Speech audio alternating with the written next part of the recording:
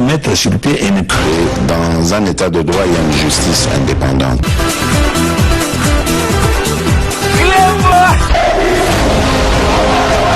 Ce n'est pas pour rien qu'il faut des causes.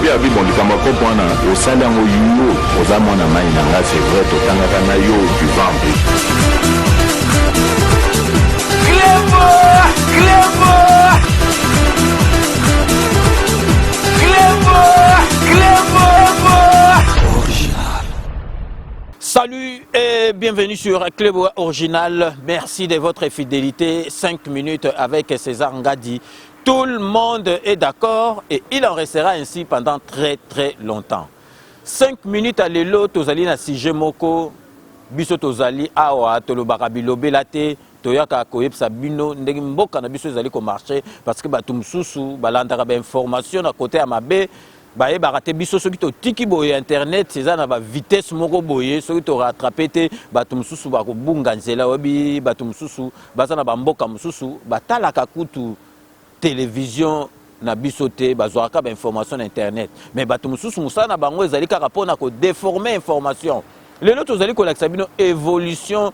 ya budget ya mboka na biso ndenge ezali ko évoluer na ndenge ya hausse depuis présent na biso azali boyebi ke siko tokomi na ba 10 milliards na budget na biso ezali ekosuka wana te ekomata po bamboka misusu ya mikie kutu bazali na ba budget ya minene tokolakisa bino moko botala par rapport ya bane ndenge ba budget wana ezali komata donc peuple congolais tolinga mboka na biso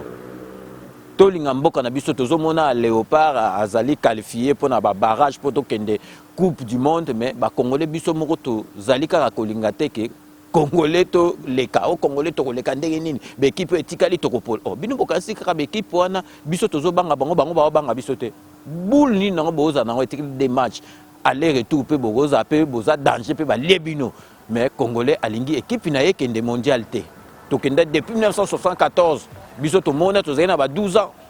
en 1974 to mona mais congolais donc motema mabe kaka po na makamba mboka na or ezalaka boete il faut tozala na patriotisme il faut tozala na chauvinisme nde to monaka donc ba français ndenge bazalaka chauvin yeba eloko moko yeba ko beta bale yeba ko nager yeba eloko moko yaka okoma français romona ndenge ba ofula yo tala ndenge ba fula ka Platini Platini aza meilleur joueur ya monté imaginez joueur neti Messi asoka azalaki français donc bo tala kaka ndenge biso tozali mais congolais to comment comprendre te to kanisa ki soki lelo tozui mwana mboka komi présent ki motema mabe wana ekokita mais tozo remarquer ki motema mabe e komi susu makasi na kotika ka yango te boye ba ke soki ki motema mabe e komi na mboka na biso makasi donc ba congolais to komi divisé ba congolais ya faible ba komi divisé boye ba ke muta sali makamunyu surtout o ezali Martin Fayulu asala staff na ye na ba Tortue Ninja donc Fabien Tortue Ninja peut contribuer à na ko diviser batu donc surtout comme na niveau ezali Martin Fayulu wana na ko tika ngote pe bino moko ba congolais boyebi yango donc to revenir na sujet na biso on annonce ki bino tout au début de mon intervention donc ezali évolution na ndenge ya hausse ya budget na biso ya mboka bomona ki loi moko eko bima rectificative o ezali ko changer budget ya mboka na biso na ndenge ya kotombola yango likolo bino moko bomona donc année oyo ndenge na kopesa bino ba année botala bino moko ndenge budget na biso ezali ko mata ti lelo to komi na 10 milliards de dollars américains grâce ya Félix Antoine Tshisekedi to bandi na 2018 donc budget ya mboka na biso talaka mboka munene neti Congo tozalaki kaka na 4 milliards de dollars américains 4 milliards de dollars américains en 2018 to komi na 2019 to komi na 5 milliards 900 millions de dollars américains ya budget mboka na biso 2020 au lieu mata to komi déjà na 5 milliards 900 millions au lieu to mata likolo to komata na 6000 ekiti susu equity na 5 milliards donc na 2019 ezali likolo 2020 ekiti na se donc vraiment ezali pasi na mawa na motema to komi mbala moko na 2021 to mati na 6 milliards 800 millions de dollars américains ya budget ya mboka na biso 2021 wana déjà boye ba ke Fachi azui masolo to komi siko na 2022 to ye mbala moko to komi na 10 milliards bino moko botala kaka donc ndenge évolution ya budget ezali komata donc to witi na 6 milliards mbala moko na 2021 to witi na 6 milliards 800 millions mbala moko na 2022 to koti na 10 milliards botala sikoyo na 2023 ekozala ndenge nini parce que mboka na biso donc ceux qui to comparé na bangola na bamboka mususu donc bokomona ke donc budget na biso ezali na C botalaka bakanambe bambongo babandaki koyiba donc mboka na biso donc budget nango ya 4 milliards ndenge nini bakosala éclatement ndenge nini bakosala ventilation ke bapesa côté bo po mboka ekende malamu donc ekoki jamais kokende malamu parce que donc bango moko bazokipe kutu makambo mboka te botalaka na 2022 oyo donc mbala moko tokoti na 10 milliards de dollars américains na budget na biso wana nyonso to ezali befort ya président de la république Fatou Beton mpe ekokontinue ndenge wana ezomata se komata bino moko monaki na ba émission na biso précédente ndenge tolakisaki bino vraiment topesaki ba félicitations donc tozali kozongisa so ba félicitations na biso na Kabunda lakisi penza azali mwana IDPS Kabunda betaki loboko na kati ya mesa kuna na parlement pona kosenga ke vraiment bakitisa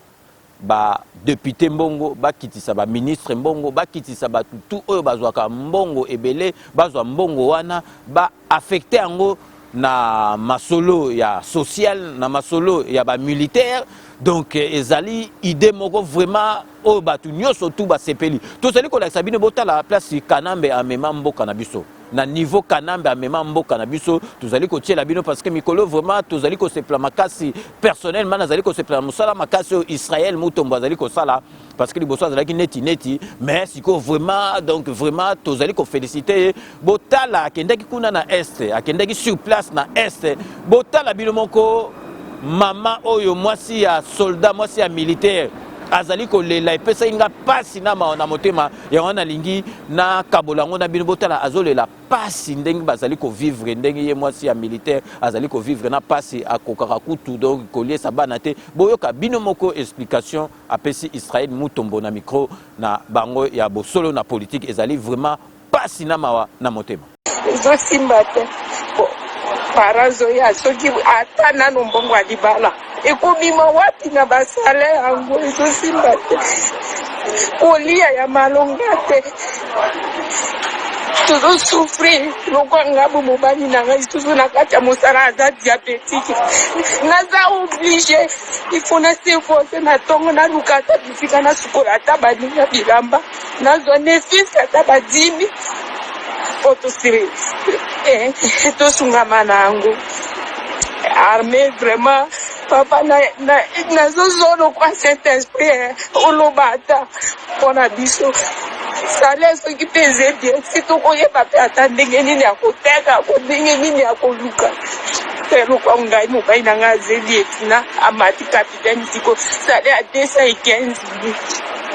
tozofutela ndako cher makambo tu moko oyo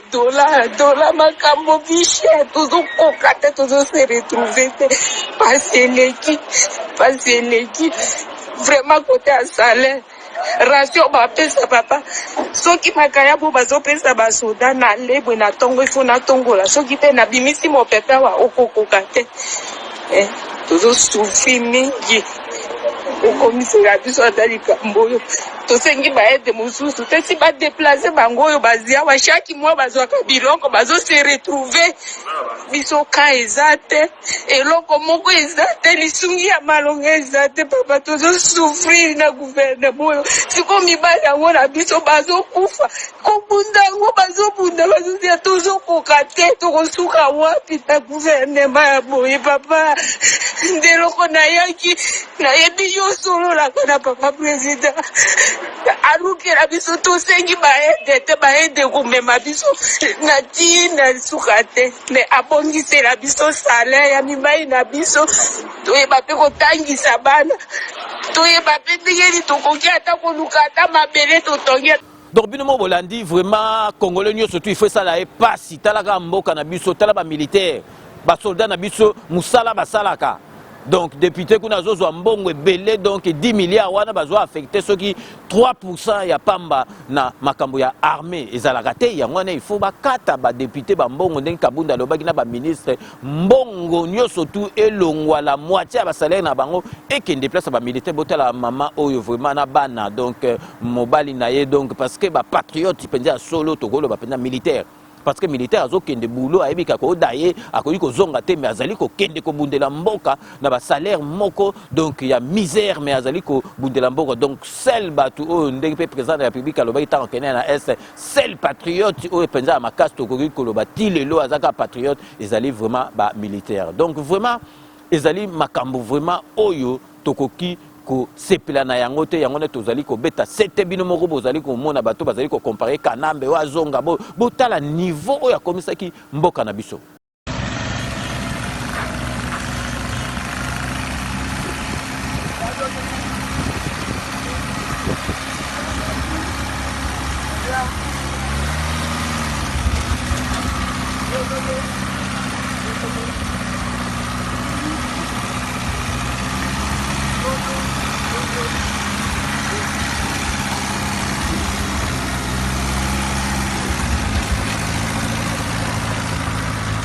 Donc tout marqué pause publicitaire na biso ndeka boyebika Kodia Simon ezali société oyo epesi opportunité na congolais nyoso toi comme propriétaire na Kisasa na banda ko moko na ba norme internationale ba norme ya banda ko poto eza ba préfabriqué donc oye o réservé ba tongeli yondaku aux crédit bango moko ba ko s'occuper na crédit donc après okofuta crédit na osoki ba pesio ba clé ya ndaku donc ezali vraiment opportunité pour la diaspora pour bango bazali bato diaspora donc siko pe ba komi ko pesa donc bato ya Kisasa déjà donc et puis boye ba ke offre mo spécial ezali pour na bato ya Amérique bato bavandi na États-Unis d'Amérique pe na kati ya Canada bo benga parce que vraiment offre moko ezali pour na bino et puis boye ba ke Sepela TV ezali décodeur oyo ya bana mboka Sepela TV ezali décodeur donc différence nango na ba décodeur mususu ezali yango ezali mukie okotambola nango esika nyoso to ezali okotika yango na ndaku te ozwi yango so lingo ke d'Allemagne ozwi yango ongo kende donc Belgique ozwi yango lingo ke de sika nyoso to lingi même na France wa lingo longwa ongo notala match et pas muninga na ozwi yango keka kuna bo brancher bo ti internet bo brancher bo tali be mission na bino nyoso tu bolingi kotala par rapport ya ba auto za ngona ndako ko ozo ngo to zu décoder na yo memi yango et pas ya Willy Kunda jamais donc wana Sepela TV okotambola ngo et sika nyoso tu olingi kotambola donc restez connectés sur Clébois Original 5 minutes avec César Ngadi, on revient tout de suite. Kodia Simon vous propose un crédit immobilier. Vous êtes du Congo ou de sa diaspora? Vous désirez devenir propriétaire en RDC et faire construire votre maison en toute quiétude? Obtenez votre crédit puis commencez son remboursement uniquement dès la livraison de votre maison.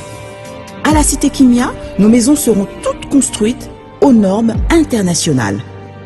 Située à seulement 25 minutes de l'aéroport de Njili, 10 minutes de Safari Beach, au cœur de cette cité moderne, vous y trouverez aussi un centre commercial avec plusieurs commerces de proximité.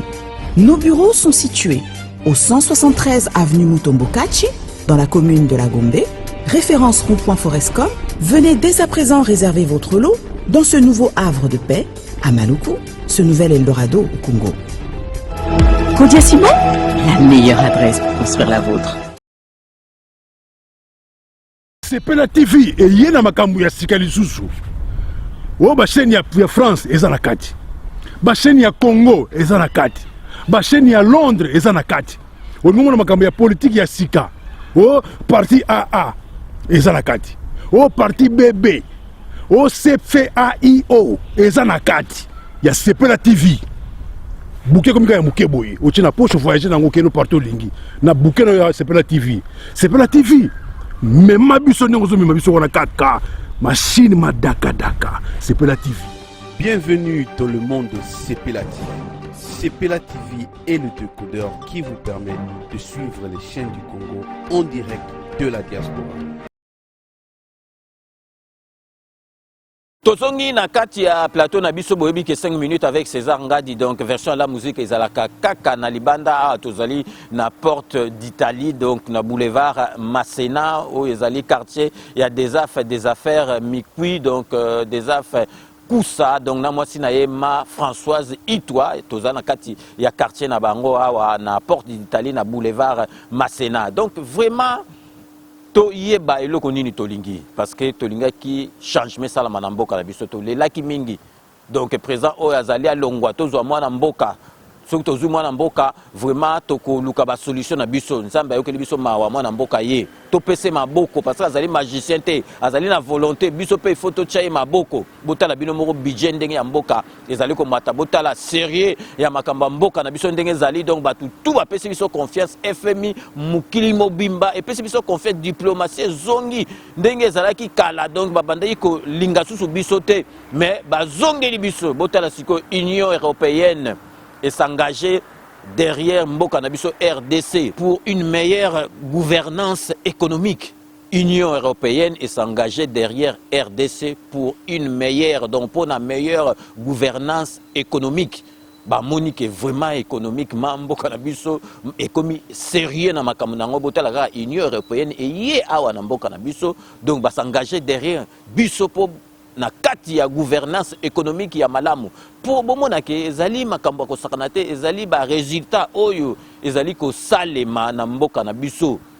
tangu donc batutu ba FMI donc Union européenne ezo sala ndenge wana parce que donc bango tricage ezala raté donc to pesa maboko to zala na confiance na président na biso oyo azali na biso wana donc Congo na biso to ko kende c'est liboso yé moko président de la République alobaki esika ko mema Congo na biso bino moko bolanda. Je fais le serment que d'ici la fin de mon mandat, vous allez voir un Congo nouveau, un Congo fort, un Congo puissant et prospère, un Congo qui va parler de l'Afrique à travers le monde entier. Donc, Tozali, rappelez bien que donc week-end prochain, le 27, il y a moi Oyo, donc association Ezali derrière président de la République, il y a Maman Nabiso présidente Mujinga, donc Bazali ça la sortie officielle, il y a Fachi Solution, donc vraiment beau zalawana parce que vraiment Ezali ma solo Oyo solo parce que il y a Salara ma solo à Pamba te Toebi Maman Nabiso Mujinga, donc sortie officielle, il y a association Naye Fachi Solution, donc vraiment Tokozalawana. Donc, Batoupé Barout, la Belgique, Maître Dona Père Ozalawana, donc Boyawana, parce que vous avez la soirée Moko, vraiment, Malamoupé, Nakatia soirée Wana, Tombolape, et Gozala Wana. Donc, Sikoyo, Tolingi, Toep Sabino, Mboke, Zaliko Kende, Nandenge ya Malamu, Yarono Monique, Batutu Bazali, Kosala Masolo, pour Batia président Maboko. Lelo, Bomonaki, émission Moko, les Kaki, Toyambaki, Maman Nabiso, la présidente, il y a association Moko Zalia en France, na Compiègne. Azosala makambu ya malamu pona mboka na biso ti awa na poto awa donc ba français bandimiye ba décerner médaille moko munene pour na ko reconnaître musala oyo azoli ko sala awa amonike azali ko sala musala ngo awa alingi pe akende ko sala musala oyo azali ko sala awa amemango na mboka na biso asala donc botala ke vraiment mututu alingi a aider mboka ne parce que liboso na l'air kanambe bato bazaki na ba idée wana te mais mututu amoni ke mboka ezali ko kende malamu donc on est mieux que chez soi donc mututu alingi azonga na mboka lelo soki mboka na biso ebongi nani yango akotikela so na bamboka bapi yoyo ekokoma ka soki likambo ye otali awa poto zongi mais tellement nanu pas ezali batu donc bazali kokoka kozonga te mais d'ici là mboka na biso ekobonga tozali kolakisa bino extrait botala extrait ya mama na biso présidente et association munene ezali na Compiègne na kombo ya Florence Kombe alekaki na rendez-vous des patriotes. Restez connectés sur Clébois original, à tout de suite. Parce que musala oyo osali et fait ça qui lifuta munene on vous a décerné trophée à munene na commune na bino Compiègne. Voilà, comment donc ça s'est passé? Vous avez belé ou bien vous avez eu moko de expliquer biso choix vous avez trophée. En fait, c'était déjà surprise na eba quitté. C'est la Dieu au maire ndé ba s'organiser qui na batunyo surtout ça la rana bango na politique de la ville. On nous a invités au Florence, il y a une réunion, ma chère Boy Yakambango. Ok, bangonyo so babomisa ki ba yeba kingane na yeba kité na komiwana. C'était une surprise moko ya monene et en fait j'étais comptée parmi les 10 femmes qui ont influencé et sociales na kati ya mboka na biso Compiègne nde bazalaki compté parmi bango nde omoni nazwaki médaille wana ya mondial de Paris. Ok, en tout cas c'est une bonne chose pour Mboka. Est-ce que médaille ou toujours mon abomona gagne déjà na bilili tozong selibino, est-ce que vous comptez kaka otika nango yo moko ou bien au memango na Mboka nazana voilà aussi moi partie mon sous émission Oyo, j'ai vraiment très envie à représenter en haut la première dame na axe na ye ya autonomisation de la valorisation et autonomisation de la femme congolaise. J'ai vraiment très hâte de la présenter à la première dame de notre pays. Ok, donc vous avez déjà fait des démarches. Est-ce que les démarches sont en cours ou bien j'ai déjà là vous allez passer le message? Je passe le message, oui, maman. Je passe le message, maman Denise Tshisekedi. J'ai vraiment hâte de vous présenter cette médaille que j'ai eue de la part de ma ville. Comme une femme sociale, une femme très investie dans sa ville. Médaille. Du coup, j'ai hâte de vous la présenter. Voilà, c'est une demande que j'ai fait, même si j'ai fait la demande par Ndenge Salimaka, na Tindaki Mukanda, na Salaki Nyonso, ce qu'il faut, mais awa na micro ya Cléboa n'a profité, n'a lancé, et c'est une façon pour moi de faire aussi, demander une audience, qui n'a pas présenté médaille Oyo, dans le cadre de accès à la valorisation et autonomisation de la femme congolaise. En tout cas, là, je vous rassure que vous êtes à la bonne adresse. Message est repassé. On espère qu'on aura des retours. Ce retour, ils ont Bilomo Botolanda, donc félicitations à Maman Nabiso, présidente de l'association Mounene Zaina Compiègne, na Combo ya Maman Nabiso, Florence Combe, donc vraiment, vous allez derrière, yo, yangona bomoni ki azo, senga vraiment, akele nagisa sakutana na première dame Nabiso Maman Denise Ayambaye, parce que Maman Denise alingaka basi aboye, oyo bazali ko sala le kumu ya Congo, apesa ye médaille yo, bapesa ki awa, donc nakalisi message zali koleka, Maman Nabiso, Maman Denise, première dame Nabiso, ndenga zalaka motema na ye ya kofonga malingaka pe basi aboye akoyambela biso Maman na biso Florence Combe. Donc to komi presque à la fin ya émission na biso, mais to lingi to la sabine ki motema mabeso ke leki vraiment bana mikie bakosaka te. Tozali ko la sabine bino moko botala mwana mukie oyo mwana ya mukie aza même pas na 5 ans. Donc azali kozomela azali komona bato alikunya bino mombo yebi bato alikunya bazali nani muto lokola Fayulu muto alikunya muto lokola Muzitu muto alikunya muto lokola Torti Ninja muto alikunya botala ndenge mwana oya muke azali kolobela bango ba vérité na bango. Donc restez connectés sur Club Original. À tout de suite.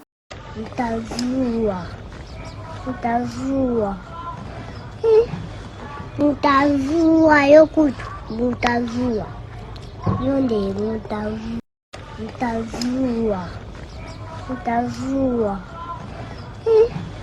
mutazua yokutu mutazua.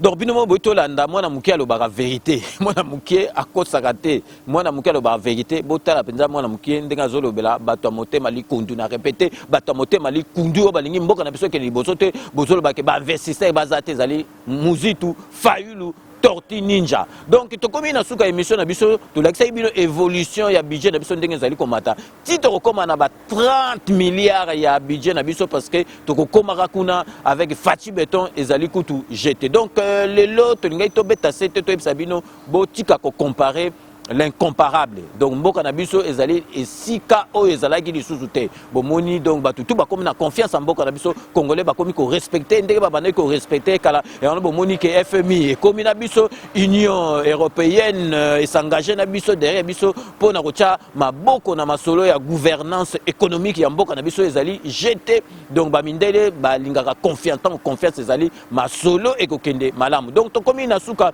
ya émission na biso ndenge na yebisa bino ka que je vous laisse le soin d'en tirer vos conclusions et de me faire parvenir vos commentaires comme d'ailleurs vous en avez l'habitude. Donc so tokomi na suka émission na biso boyebi ka ke base tokotika ka yango jamais tokobanda toujours comme vous pouvez vous en douter na Londres pour na repesa. Donc l'honorable Jean Moutala, merci na nyoso tout ça la rapport na 5 minutes avec César Ngadi tokotika la toujours na Londres pour na repesa mbote na José Kana Kikakamene maître Wera Mukuna maître Rajamoule, merci na nyoso tout ça la rapport na 5 minutes avec César Ngadi toujours na Katia Londres, tu repères ça Jeannot Matundu, Jano Matundu, merci Nanyo Soto Sala Rapona 5 minutes avec César Ngadi. Toujours Nakata Londres, Tozaliko Pesa, Maman Nabiso, Marie à la beauté naturelle, Marie à la beauté naturelle. Merci Nanyo Soto Sala Rapona 5 minutes avec César Ngadi. Tokei Nakata Espagne pour Pesa. Beloti Mavungu, vrai chéri, Beloti Mavungu, Anago Tezali GT, Beloti Mavungu, vrai chéri. Merci Nanyo Soto Sala Rapona 5 minutes avec César Ngadi. Toujours Nakata Espagne, Tozaliko Pesa. Zaba de Zuba, maître Zaba de Zuba, Massananga Chik, maître Zaba de Zuba. Merci Nanyo Soto Sala Rapona 5 minutes avec César Ngadi. Tokei Siko Nakati à Brésil pour Pesa les grands pastes Jansi Kalisa, merci Nanyo Soto Sala Rapona 5 minutes avec César Ngadi. Tokei Nakati à Djobour pour Pesa Zoé Chilumba, merci Nanyo Soto Sala Rapona 5 minutes avec César Ngadi. Tozongi awa nakati à Paris pour Pesa Chai Mukenge Chai, mon voisin wa Balenge la Chai Mukenge Chai, merci Nanyo Soto Sala Rapona 5 minutes avec César Ngadi P nakati ya groupe ya WhatsApp, donc Chai Mukenge Chai, merci à trop na nyoso tout au sala rapport na 5 minutes avec César Ngadi. Tokei sikoyo kopesa bato batiaka ba commentaire ya malamu nakati ya site na biso soki to publier bémission tozali kopesa betu ilunga en tout cas na mona ba commentaire no na ebi sika ovanda te mais betu ilunga, merci na nyoso tout au sala rapport na 5 minutes avec César Ngadi. Toujours nakati ya ba commentaire tozali kopesa mukadika lala, merci na ba commentaire na yo tiaka po na émission na yo 5 minutes avec César Ngadi. Toujours dans le commentaire, tu as dit que ça Fachi Béton de Nazareth, merci Nanyo Soto au sala rapport na 5 minutes avec César Ngadi. Tokei na Katia Suède pour nous ça Igwe le chef béton, merci na ba commentaire na yo zala na Katia Suède, donc ba commentaire nous zala vraiment et c'est ngoming Igwe chef béton, merci Nanyo Soto au sala rapport na 5 minutes avec César Ngadi. Toujours na ba commentaire, tu as dit que ça Pichu Piutu Kabwemi Pichu Puitu Kaboemi, merci na ba commentaire na yo vraiment au tchaka soki émission ezali publier et puis tokei siko na kati ya Canada pour na repesa Roger le combattant mikolo na kokote parce que masolo oyo zo sala na banguna ya Congo, donc vraiment merci na nyo soto zali ko sala pour na mboka no Roger le combattant kuna na kati ya Canada to tikali toujours na kati ya Canada pour na repesa mama na biso Fina Mokonji, merci na nyo soto au sala rapport na 5 minutes avec César Ngadi. Tokopesa lisusu ba bon et joyeux anniversaire na Fali Lukusa, bon et joyeux anniversaire vraiment au fêtagi anniversaire to ebi ke elekaki malamu et puis tokobosa na te ba réalisateur na biso vraiment tozali kopesa bango mbote na kombo ya Lixon Kangi Serge Kassanda,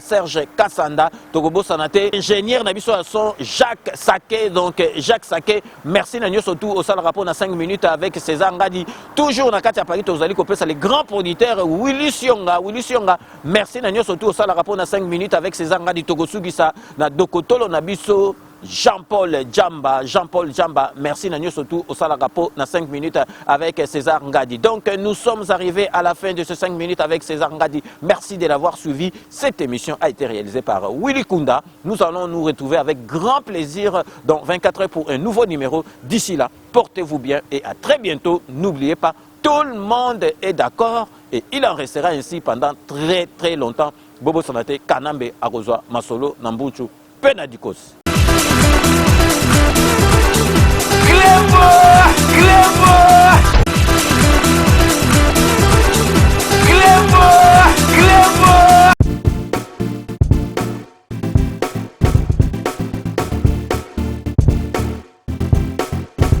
On doit mettre sur pied et dans un état de droit, il y a une justice indépendante.